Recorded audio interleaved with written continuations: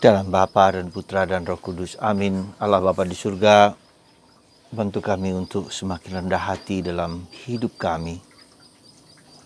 Semakin mengosongkan diri, mengosongkan keinginan, kebutuhan, apapun juga yang menjadi tanda dosa dalam diri kami. Bantu kami ya Bapa untuk semakin memiliki kemurnian hati, puritas cordis. Berkatilah kami selalu ya Bapa, demi Kristus Tuhan dan pengantara kami. Amin. Saudaraku terkasih dalam Kristus, pada hari Minggu ke-26 ini kita diajak untuk sekali lagi menyadari keberdosaan kita dalam hal kesombongan. Kesombongan itu bukan hanya fisik, tetapi juga yang jauh lebih penting adalah kesombongan rohani. Kita merasa lebih hebat, kita merasa lebih suci, kita merasa lebih saleh. Dan itu dikatakan Yesus kepada para murid yang melihat bahwa orang-orang yang bukan pengikut Yesus justru mengusir setan. Dan para murid melarang itu terjadi. Dan Yesus mengatakan bahwa kalau mereka melakukannya itu demi kebaikan, ya, maka kita juga itu bisa terjadi pada mereka. Artinya saudaraku terkasih dalam Kristus, dalam kehidupan sehari-hari kita juga melihat bukan hanya orang Katolik, semua orang yang beragama atau tidak beragama bahkan sekalipun, itu memiliki keinginan, kerinduan untuk berbuat baik. Apapun juga bentuknya, entah mengusir setan, entah memberikan bantuan-bantuan, karya-karya sosial, dan seterusnya. Mereka mempunyai ketulusan hati. Dan kita juga mengizinkan, membiarkan mereka melakukan hal-hal seperti itu. Misalnya ada kelompok yang disebut suci, ya. Mereka membangun rumah-rumah di beberapa kota besar.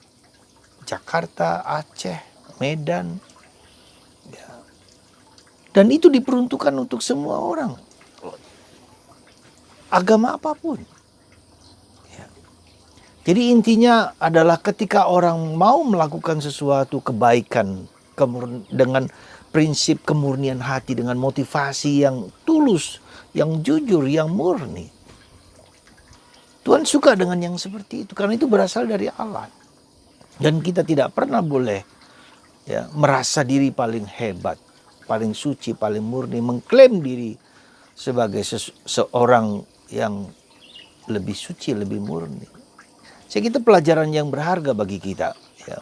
Bahkan mungkin dalam tanda petik ada orang-orang yang lebih pintar, yang katakanlah orang pintar juga, yang mungkin memiliki daya dan kemampuan ilahi. Dan dia menjalankan dengan tulus, dengan jujur, dengan murni, tanpa minta uang, tanpa ada segala macam, bisa saja. Tuhan bisa memakai, intinya apa? Tuhan bisa memakai berbagai macam cara, berbagai macam bentuk demi kebaikan orang lain. Lewat orang lain, lewat siapa saja. Nah, itu yang harus kita pegang sungguh-sungguh dalam proses kita, yaitu bahwa Tuhan bekerja lewat siapa saja. Ya. Bahkan Paulus dalam beberapa kesempatan mengatakan, siapalah saya ini yang mau menghakimi orang lain, bahkan orang yang ateis, orang bahkan dikatakan orang-orang yang LGBT, orang yang punya dorongan seksual yang berbeda. Siapalah kita ini untuk menghakimi seseorang. Nah, saya duga Paulus ingin mengajak kita untuk apa? Untuk rendah hati. Ya, sekali lagi untuk rendah hati. Ya, untuk memiliki kemurnian hati. Setiap orang mempunyai pergulatan, mempunyai mempunyai perjuangan, mempunyai kehendak yang baik dalam hatinya, dalam hidup manusia. Dan itu diberikan Tuhan kepada kita, setiap orang. Tak peduli agamanya, tak peduli sukunya, tak peduli kecenderungannya yang yang tidak kita mengerti. Maka mari saudaraku terkasih, kita belajar untuk rendah hati. Ya, untuk memahami, mengerti, menerima orang lain yang berbeda dengan kita. Ya. Dan kita tidak berhak untuk mengadili dan menghukum, mengadili orang lain apapun juga. Dan itu tanda bahwa kita belajar terus-menerus untuk melihat di dalam batin kita yang terdalam. Ya, apa hakku? Apa kuasaku untuk membuat, untuk menilai orang lain A, B, dan C. Ya, semoga perintah Yesus untuk menghargai, respect kepada orang lain, ya, bahkan orang yang berbeda dengan kita, dengan agama, dengan suku,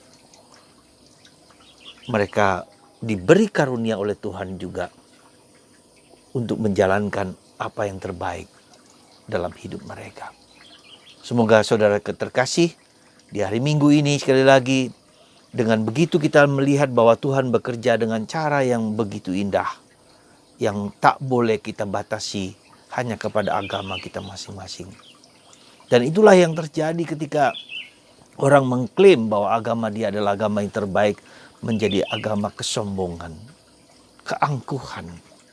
Ya, dan itu berbahaya.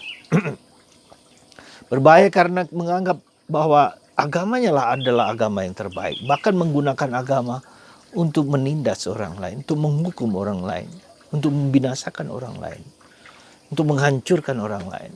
Dan ini bahaya dalam kehidupan kebersamaan kita. Mengklaim diri sebagai agama yang terbaik, ya, maka kita harus berhati-hati dan jangan terjebak, ya, jangan terjebak dengan sikap-sikap yang demikian dari orang lain dan kita menganggap bahwa kita adalah lebih hebat. Ya, jadi disinilah kesombongan rohani yang harus kita perhatikan di dalam masyarakat kita, dan kita mau melihat di dalam medsos yang sekarang ini, ya. Maka ada orang yang dianggap menista agama karena menganggap diri paling baik, paling hebat, ya. Lalu menuduh orang lain, mengagama lain A dan B dan C, ya. Bahwa itu saja sudah ada, itu menunjukkan bahwa kebebasan Allah, kehendak Allah untuk melakukan yang terbaik untuk mereka, untuk dunia, bukan saya.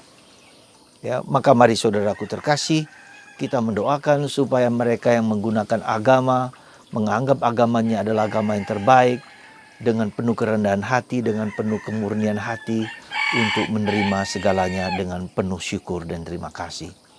Mari kita doakan bangsa kita menjadi bangsa yang dengan dewasa, dengan penuh kebaikan, untuk menerima, mengerti, memahami, ya, mengakui keberadaan orang lain yang bisa berbuat baik, asalkan hatinya murni dan tulus demi kebaikan banyak orang. Sekali lagi, mari kita hidup dalam damai, hidup dalam kesatuan, ya, supaya kita mampu menghargai orang lain, asalkan orang itu sungguh-sungguh ingin berbuat baik, ya, penuh cinta kepada yang lain. Tuhan mengasihi mereka yang memiliki kemurnian hati, ketulusan, dan kebaikan bagi orang lain. Dan kita diminta untuk tidak sombong, tetapi rendah hati. Kesombongan rohani adalah musuh kita yang harus kita singkirkan dalam hidup kita. Tuhan berkati Anda semua, supaya kita semua hidup dalam damai, hidup dalam kesatuan, hidup dalam cinta dan kerendahan hati satu sama lain. Tuhan berkati kita semua dalam nama Bapa, Putra, dan Roh Kudus. Amin.